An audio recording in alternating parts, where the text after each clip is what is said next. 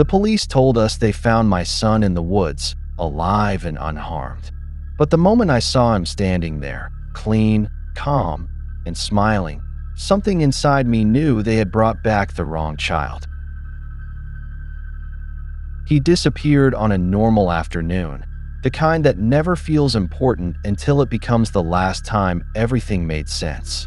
One minute he was in the backyard, playing quietly like he always did, and the next there was nothing, no sound, no movement, no sign he had ever been there at all. The gate was still closed. The grass was undisturbed. It was as if something had removed him from the world without leaving anything behind. The search was immediate and overwhelming. Police, volunteers, drones, dogs. Everyone covered the surrounding area, including the woods just beyond our house. They searched those woods repeatedly, carefully, methodically, and found nothing. No footprints, no torn fabric, no indication that a child had walked, run, or been carried through that space. Weeks passed, then months, and the silence that settled into the house felt heavier than grief. It felt wrong, like something unfinished was still inside it. At night, I would hear faint sounds from his room, small shifts, almost like movement, but every time I forced myself to check, the room was empty, untouched, exactly as we had left it. 3 months later, the call came. They told us they had found him. They did not explain how.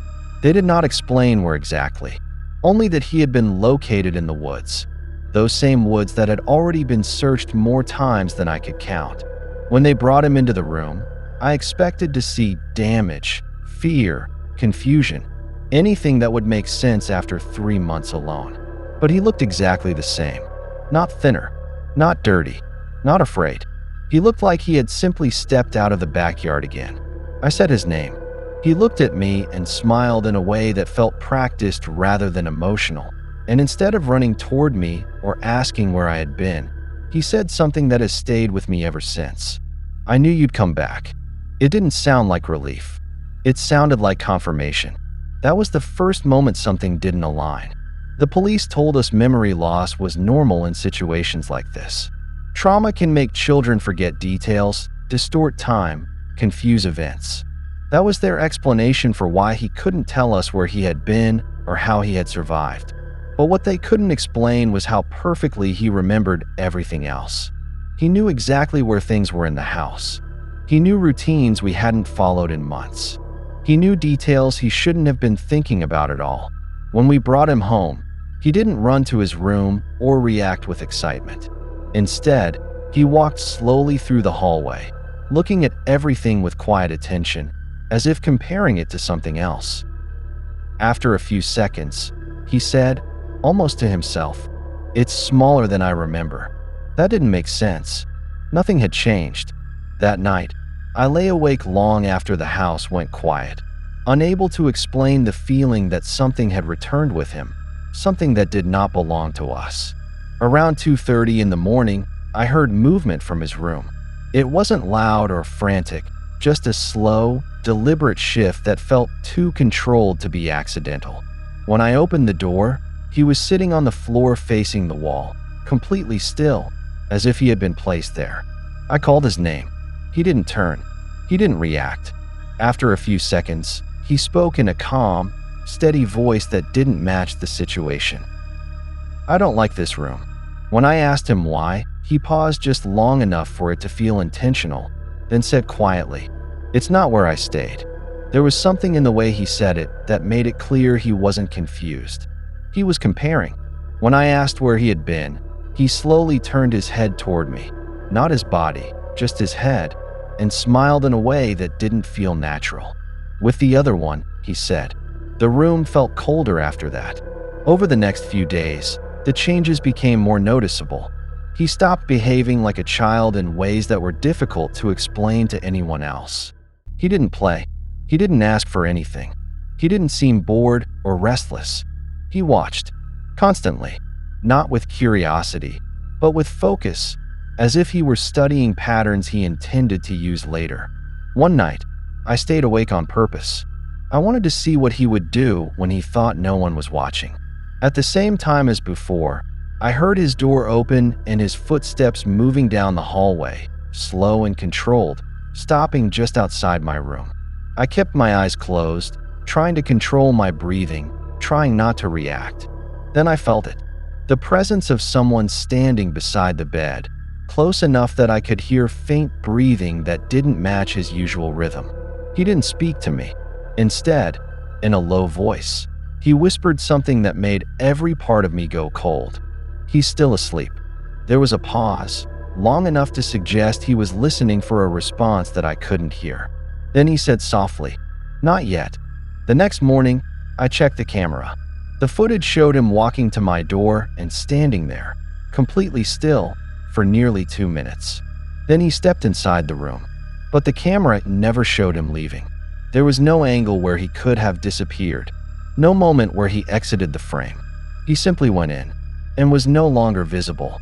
That was when fear stopped being a feeling and became something constant, something that stayed with me even in daylight. The following night, I locked my door and stayed awake, sitting in the dark, waiting.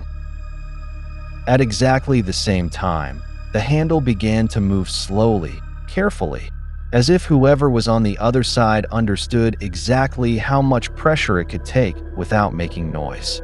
When it didn't open, there was a soft knock. 3 times. Measured. Intentional. Then his voice came from the other side. "I know you're awake." There was no anger in it. No urgency. Just quiet certainty. When I opened the door, he was standing there, looking up at me with that same calm expression, as if none of this was unusual.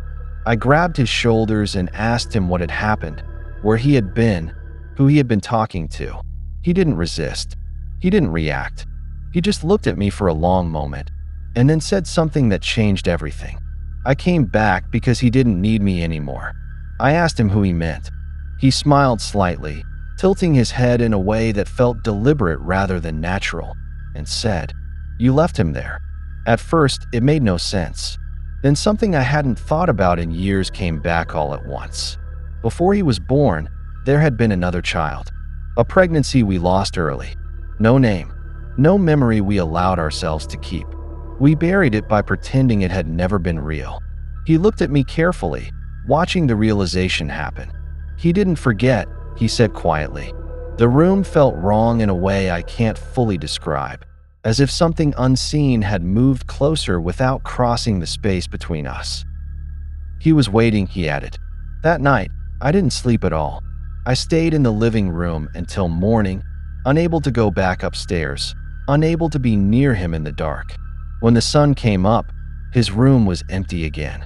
The front door was slightly open. No noise. No sign he had left. No trace of anything at all. The police came back. They searched again. They asked the same questions. And just like before, they found nothing. But this time, I didn't ask them to keep looking, because I already understood something I hadn't been willing to accept before. That wasn't my son, and whatever had come back in his place had never been lost. 3 nights ago, the knocking started again. Same time, same careful sound. Soft enough to make you question it, but clear enough that you know it's real. I haven't opened the door. I won't. But every night it lasts longer. Every night it gets closer to sounding like something patient instead of something waiting. And last night, for the first time, it spoke. Not loudly, not desperately, just clearly enough to be understood. In a voice I recognized immediately. You left me outside again.